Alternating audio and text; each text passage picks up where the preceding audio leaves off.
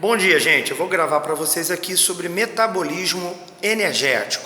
Aqui eu tenho representado uma célula, a membrana plasmática, tá? A mitocôndria, o citoplasma, toda essa área, o núcleo.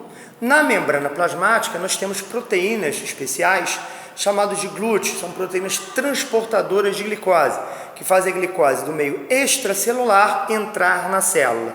É claro que quem estimula o aparecimento dessas proteínas transportadoras chamadas de glúteo é um hormônio chamado de insulina, que tem um efeito positivo promovendo a entrada de glicose na célula.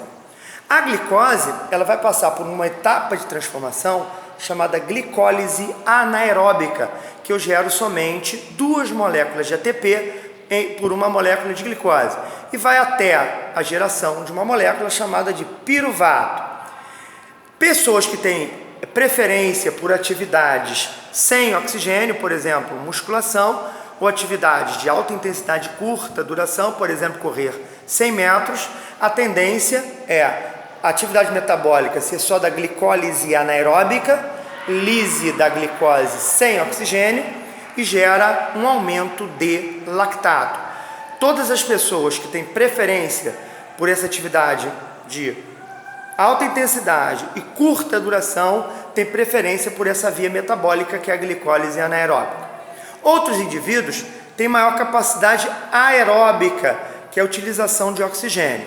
O oxigênio promove o funcionamento da mitocôndria, gerando uma quantidade bem maior de ATP, 36 moléculas, comparando com o anterior, que é só de 2 moléculas.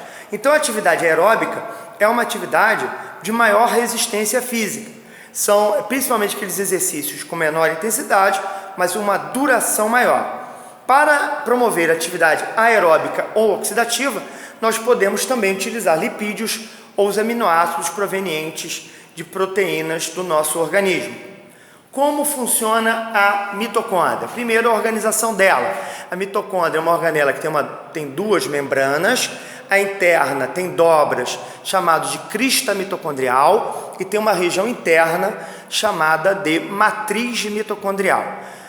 Quando nós utilizamos os carboidratos, a última molécula é o piruvato ele é transformado dentro da mitocôndria em acetil-CoA, e o acetil-CoA, ou acetilcoenzima A, ativa o ciclo de Krebs, que ocorre na matriz mitocondrial. O ciclo de Krebs está conectado à cadeia respiratória, que só funciona se tiver oxigênio. Essa conexão é dada por uma molécula chamada NAD, que é uma molécula que nós obtemos de vitaminas do complexo B. A partir do momento que eu tenho redução das reservas de carboidrato, a principal reserva é chamado de glicogênio, que nós temos no músculo e no fígado, nós utilizamos em maior quantidade os lipídios que estão armazenados no tecido adiposo. Eles entram na mitocôndria, são oxidados, então o termo queimar gordura não é um termo adequado, o termo é promoção da oxidação dos lipídios, também estimulam o funcionamento do ciclo de Krebs, e se houver necessidade, nós utilizamos também proteína muscular, porque os aminoácidos também podem ser utilizados para o funcionamento do ciclo de Krebs. Eu sempre exemplifico o seguinte: como funciona a mitocôndria? O ciclo de Krebs é como se fosse o pedal de uma bicicleta. Ele roda e faz funcionar uma outra atividade, que é a cadeia respiratória, que é a roda da bicicleta, mas tem que estar conectado com a corrente, que aqui seria essa molécula chamada de NAD. Um exemplo interessante sobre como a gente entender como é utilizado o tecido adiposo e a proteína muscular nas atividades aeróbicas por exemplo, a gente ver atletas do futebol. Geralmente os atletas do futebol, eles são atletas que têm um percentual de gordura mais baixo. Por quê? Como eles jogam 45 minutos, eles começam 2 tempos de 45 minutos, eles começam a utilizar mais os lipídios.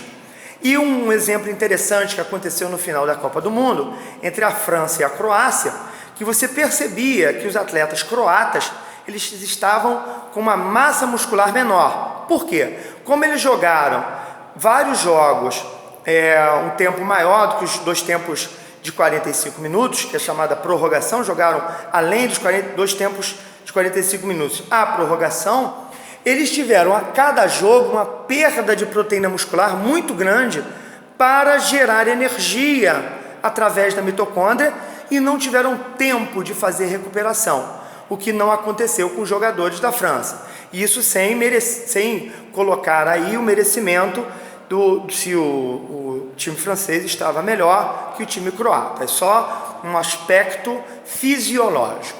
Valeu, gente. Obrigado.